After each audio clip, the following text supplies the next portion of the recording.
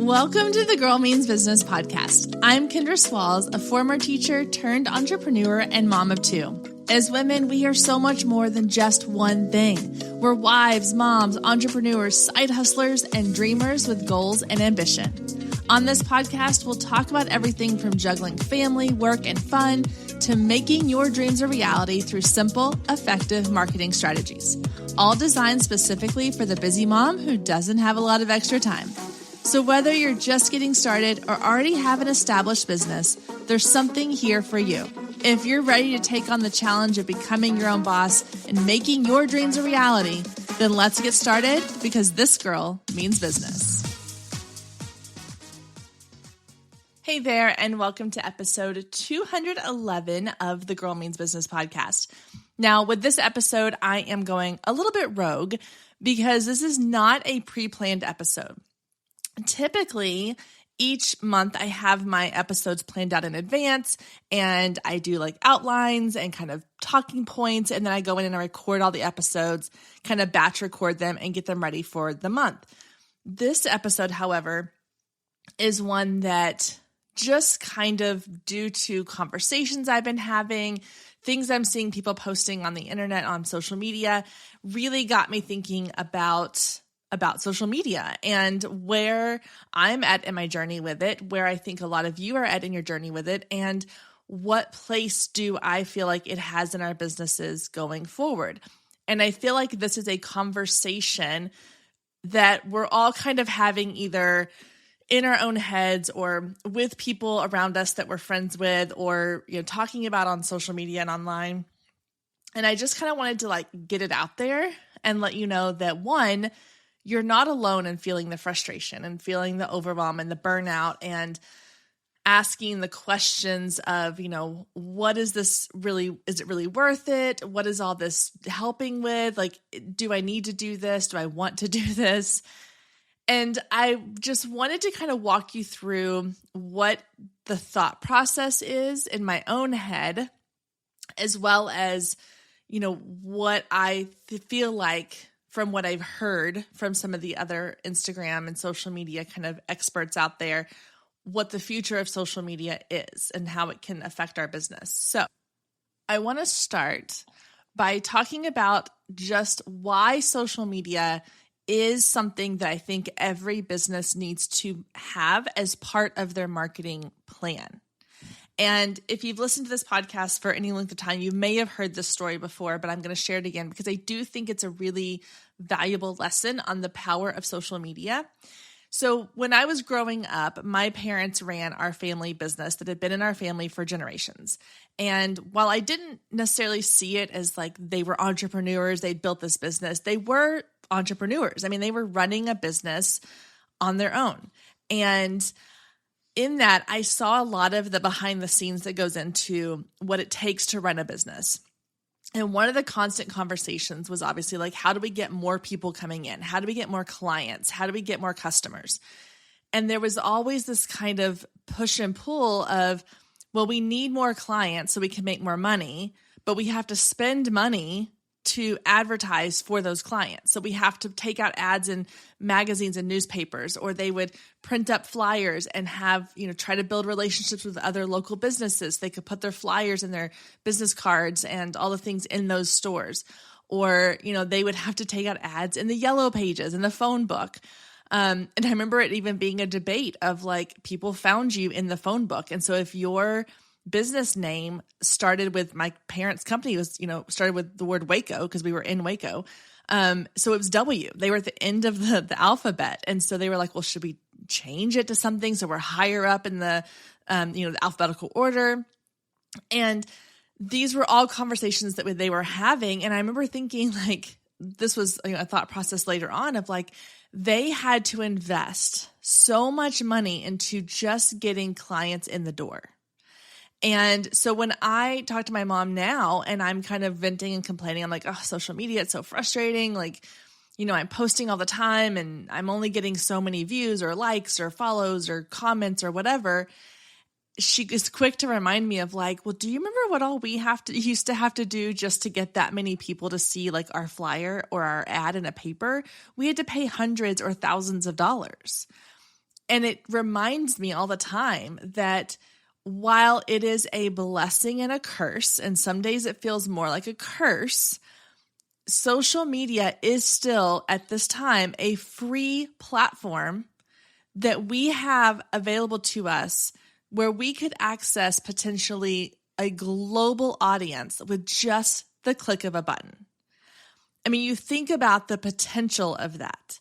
The fact that, my parents were just focused on like the local Waco, Texas area to get clients, maybe some surrounding areas, and the amount of work and effort they put into creating ad spaces and bulletins and, putting signs on their vehicles so that when they're driving around town, people see it, and all the marketing efforts that they spent and all the money that they spent just to reach this one small kind of radius of clientele.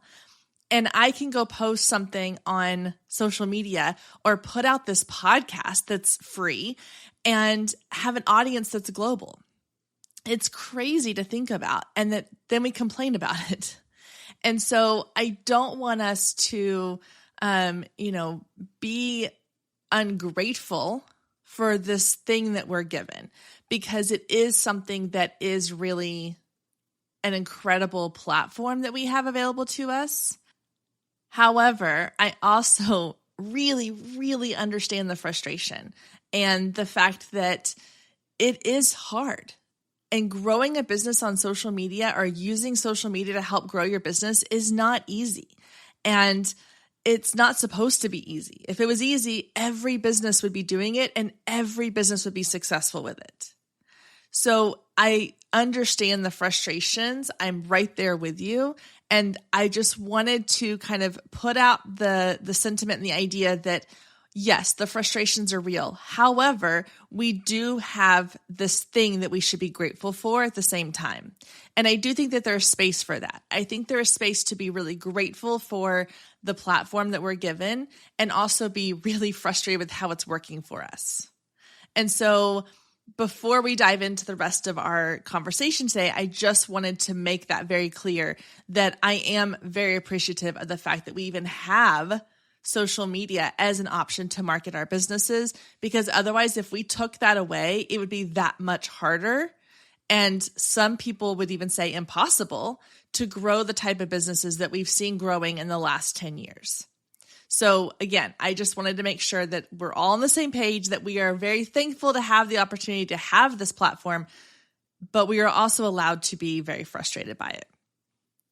Now, the next thing I want to kind of talk about are some of the changes that have been coming to these platforms.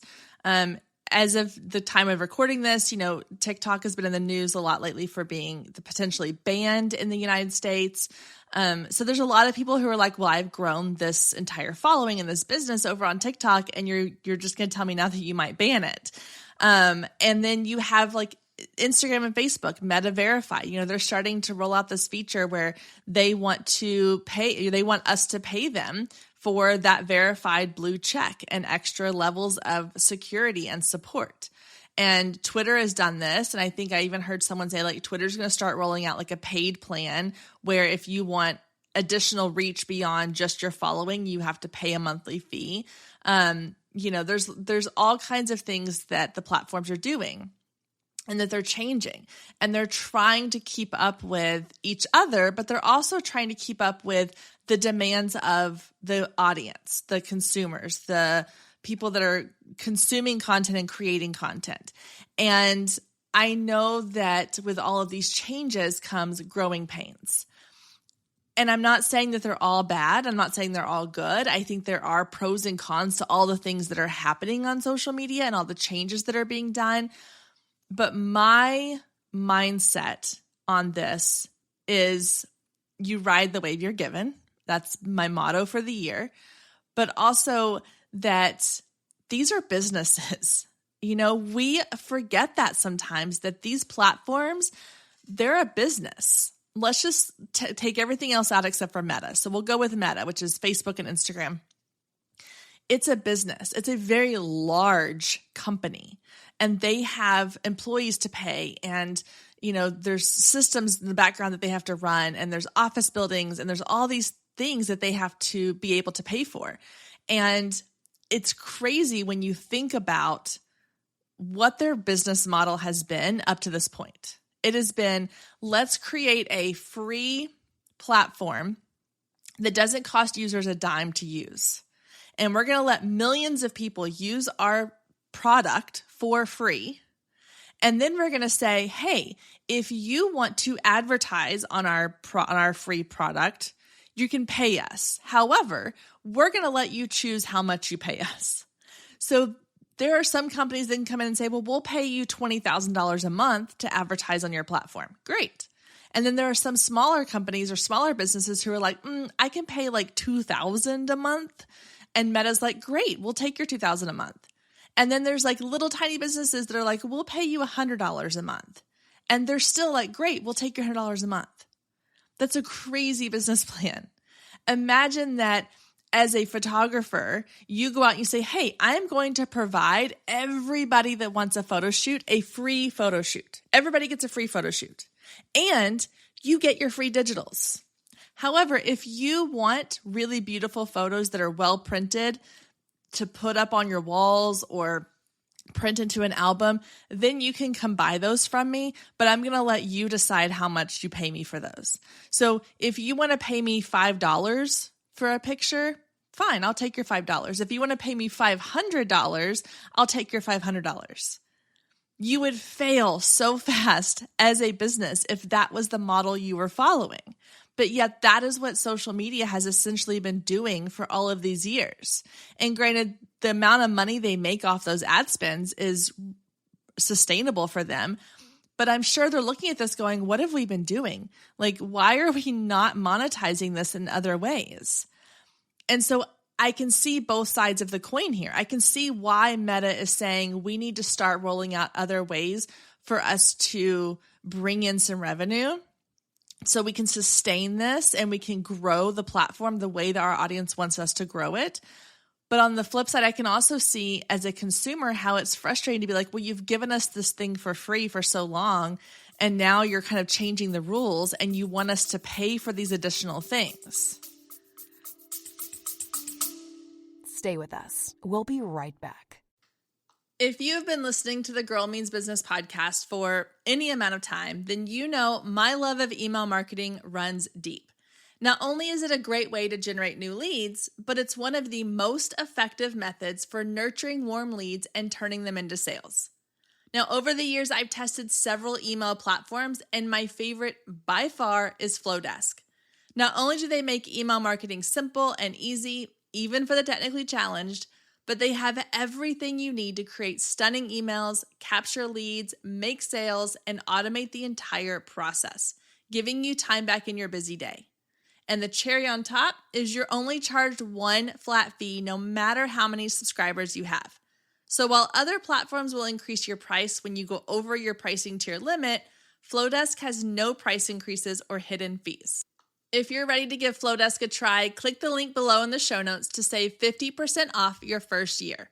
Let Flowdesk help you design emails people will love. Click the link below and check it out. I have a feeling you're going to love it just as much as I do.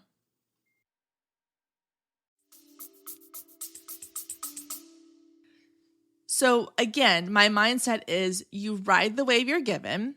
And so if this business, if this company, Meta, has come in and said, this is what we're doing, you have two choices. You can say, all right, I'm going to get on this wave and I'm going to ride it with you. Or you can say, nope, it's not for me. And you can walk away. And as a business owner, I personally am choosing to say, I'm going to ride the wave that they give me because I don't have control over the wave. I only have control over what I do with the wave that they give me. Now, will I be buying into the Meta Verified? Not currently, but that doesn't mean I won't in the future. I'm going to see how it kind of plays out first, and then I'll reevaluate going forward, a couple weeks or months from now. However, that means that I then have to ride the wave that I've chosen to take from them, which is to not have the Meta Verified and to utilize my social media platform, Instagram, Facebook, with what I'm given. Which brings me to my next thought, my next point. which is I'm seeing a lot of posts lately on Instagram, and I'm going to speak solely on Instagram here because that's where I'm seeing the majority of this, because that's where I'm seeing a lot of the frustration, the platform, because I'm on there the most, is I'm seeing a lot of people posting things like, oh, if Instagram doesn't get their stuff together, like I'm out of here. And to be fair, I did post a thing recently that was like a Dear Instagram carousel where I was like, hey, I've followed your rules and you keep changing the rules, and I've defended you when other people have put you down, but something for the positive has to happen here, or I don't know that I can keep defending you in that way. And that was not in any way a post of me saying like, hey, if you don't change, I'm leaving. But that's what I see a lot. It was just me venting my frustrations. But that's what I see a lot of people posting is they're like, hey, if you don't get your act together, like I'm jumping ship. I'm going somewhere else. I'm going to head over to YouTube or Pinterest or TikTok or, LinkedIn or whatever the platform is, all the new ones that are coming out. And here's my thought on that is that you see a lot of people that are like, oh, YouTube is the place to be because you can grow so much faster and you can monetize this and you can do that and you can blah, blah, blah, blah, blah. The reality is none of these platforms are easy to grow on. They're just not. And so you might be looking out at some of these other platforms and going, oh my gosh, it looks so much better over there. Everyone seems so much happier.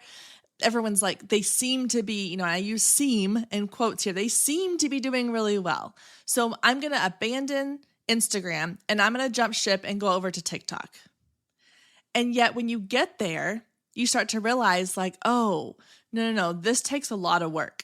This takes sometimes even more work because now I'm starting from scratch. I don't have an established account. I have to start from zero. And maybe in the very beginning, it feels really exciting. It's like a relationship. You get into a new relationship and it feels exciting and it's new and you're in that honeymoon phase, and then it starts to level off and you're like, oh, it's kind of the same thing that was going on the other platform I was on. So I don't think that jumping ship is the way to go here. I don't think that saying like, all right, Instagram, you're pissing me off. I'm walking away. I'm out. I'm going to go build something over on LinkedIn. I think you would pretty quickly realize that LinkedIn, the grass isn't greener over there. Even though it might have looked like it from where you were at on Instagram, it's not greener. It still takes time. It still takes work. It still takes a lot of effort. And what's that saying? The grass is greener where you water it. I personally believe that what we need to do is still stay with the platforms that have been working for us. We just have to adjust our strategy and our mindset around how we're using those platforms. Now, can you diversify and add other platforms? Absolutely. I think that's a great idea with a little asterisk here. I am a big believer in working smarter, not harder, right? You've heard me say that. I'm all about simplify, don't overdo yourself. And so the other thing I see people doing is they're like, okay, well, Instagram's driving me nuts. It's not working for me. So I am going to still stick with Instagram, but now I'm going to add in YouTube and Pinterest and Twitter and LinkedIn. Well, now you've just quadrupled the amount of work you have to do because again, those platforms all take energy and time and strategy that's different than what you're doing on Instagram. The Pinterest strategy is completely different than it is for posting on Instagram. If you create YouTube content, that's very different content than what you're probably creating on Instagram at the moment or on Facebook or wherever you are. And so by adding these additional platforms, you're not really, you're diversifying, which I think is great, but you're making more work for yourself. You're creating more work for yourself. And now you might be thinking, but Kendra, you've done episodes all about repurposing your content and adding it in different places. And yes, I have, because I do that in my business.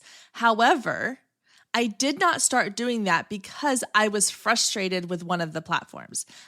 I've been doing it because I know that there is value in putting my content in multiple places. Now, am I succeeding on all those platforms? Absolutely not. I've been putting pins on Pinterest for months, and are they really exploding over there? No. And the reason why is because I don't have the time or energy right now to invest all of my energy on Pinterest.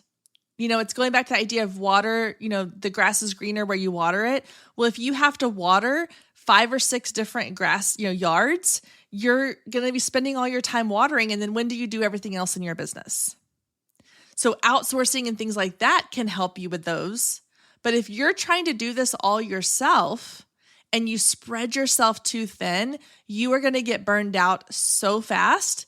And you're going to realize at some point that you are only able to water 1 or 2 yards. So if you're listening to this and you're like, oh my gosh, yes, I've been trying to water like 4 or 5 different yards, I need to cut back. I want you to look at 3 things. I want you to, when you're trying to decide, okay, what platform do I need to be spending my time on? What platform do I need to be investing in so that I can make the grass greener on that platform? You need to look at 1, where is your audience at? Like, I know my audience is not on LinkedIn. They're just not. And so I'm not spending my time on LinkedIn. And when other people come to me and they're like, oh, are you on LinkedIn? I'm like, nope, not where my people are. I'm not going to waste my time there. And that's okay. I know that my people are on Instagram. So I'm spending my time on Instagram. So where are your people at? 2, where do you enjoy spending your time? I know that my people are potentially also on Facebook. I don't enjoy Facebook. I don't enjoy spending my time on Facebook. And so while I am still using Facebook and I am still kind of repurposing content onto Facebook, it's not where I'm spending a lot of my time. I'm not investing a lot of my learning into how to make my Facebook page grow.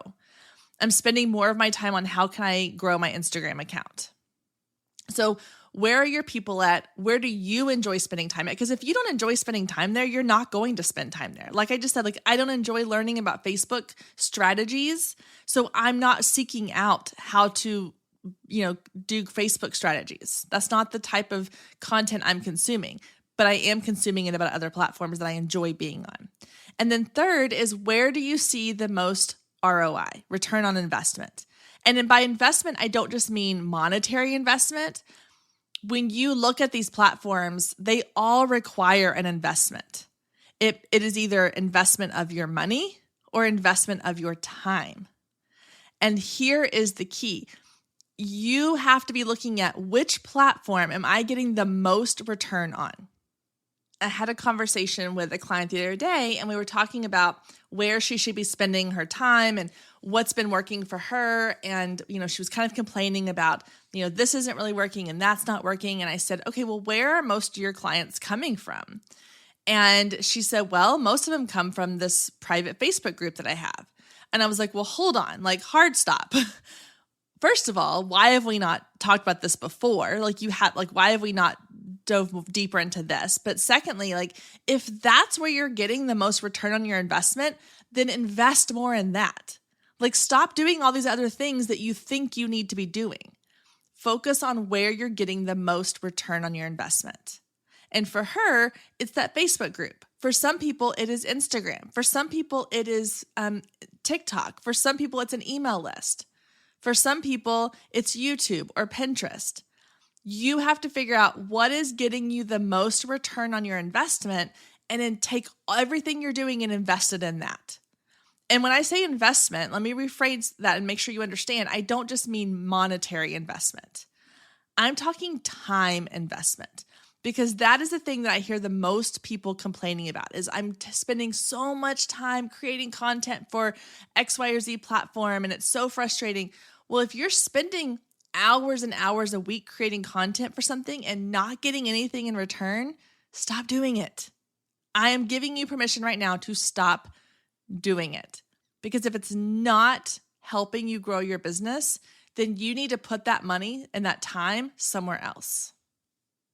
All right, I know it feels like I've probably just been rambling on a soapbox for 20 minutes here, but I promise I'm almost done. I just have one more point that I want to kind of touch on for a second here, and then we'll wrap up. The last thing I want to touch on here is the mindset around how social media is being used in our business. I think in the last several years, there have been a lot of people who have confused the idea with their business and their social media. And they have merged the two. And in their minds, they're thinking, well, my social media account is my business. And unless you are a social media influencer and you are literally using social media to monetize your business, that is your business, then that's not the case for 95% of us. My photography business is not my photography Instagram page. My coaching business is not my coaching Instagram page. My podcast is not my podcast Instagram page. That is just a platform. It is just a means to get exposure for my business. Going back to the example of my parents' company, when they were advertising, in these magazines and newspapers, they weren't looking at it as like, that advertisement in that newspaper, that is my business. No, it was just a means to get people coming to their business. And I think somewhere along the way, we have had this weird, blending. It's like a blurring of the lines, that we have this idea in our head that, okay, well, my business is to post on Instagram every single day. My business is to create reels. My business is to go into this Facebook group and post content there. Your business is not the content you create. The content is a means to getting people into your business. And that's a reframing in our mind that we need to do with social media. And one of the things that's really helped me to kind of separate the two, because I have stepped back from social media a lot in 2023. In 2022, I really went all in of kind of experimenting with what would it look like if I really invested a lot of time and energy into growing my Instagram account. And I kept track of every single analytic I could find in my account. And each month I would go in and track it and compare it and look at what content performed well and what didn't. What I realized though was that was not really feeding my bottom line. It was not really helping me grow the business I wanted to grow. It was actually hurting my business a little bit because I was not giving the different parts of my business that needed my attention, the attention it deserved, because I was so focused on my Instagram account. So when I realized late in 2022, I was like, I have way blurred those lines. I've got to separate these two apart from each other. And I took a step back from Instagram. I have been mentally much healthier, and I'm able to really focus on the things that are helping grow my business and the things that are making me feel excited about my business again. And so when you look at social media, I don't want you to look at it as, this is my business. I want you to look at it as, this is a way for me to get exposure and potentially drive traffic to these things in my business. Social media is a traffic driver. So when I talk about sales funnels and things like that, I want you to picture an upside down pyramid where it's wider at the top and narrow at the bottom. And at the top, that's where you're bringing people into your sales funnel. And ultimately your sales funnel is just you getting people in, getting them to know, like, and trust you, and then selling to them. The way you get them into your funnel is with social media. That's one of the ways, but it's one of the easiest ways. And so when we flip that switch and we say, Instagram or social media is not my business, social media is just an avenue to attract people, to bring awareness to my business, things start to change a little bit. That mindset shift is what I want you to aim for going forward with social media in your business. I want you to remember that it is not your job to post on social media. Your job is to grow your business. And one way to do that is by sharing content on social media that brings awareness to your business. So while social media is this thing that we all have access to that is a great tool, it is just that. It is a tool for our business. You think about all the other tools that you use, whether it's a client management system, an email marketing system, maybe you have a project management system or an editing system or whatever other programs and systems you have in place. Those are all tools that you use for your business. And social media is one more tool that you can add to that toolkit for your business, but it does not need to be the biggest tool in your kit. It's just one more piece that helps you gain exposure for your business. And I hope that mindset shift for you will help make this journey with social media a little less frustrating, a little less overwhelming, and a little bit more fun and exciting, because that's what I have found it to be in the last couple of months. Is that when I separated myself from it a little bit and I was able to just create content for fun that I know my audience would enjoy, or that's helping to drive people to my email list, because ultimately that's what I'm doing. When I'm posting on social media now, it is not for like, hey, let me post this funny reel. It is, let me post something that's going to get you on my email list so that then I can build a relationship with you there, because there's so many reasons why. And that's a whole nother episode, but we'll get there. Ultimately, my social media is just that. It is just a tool that I am using to grow different aspects of my business. Okay, so thank you. If you have stuck with me this long, thank you for letting me step up on this soapbox, share my thoughts, my feelings about what's happening right now with social media.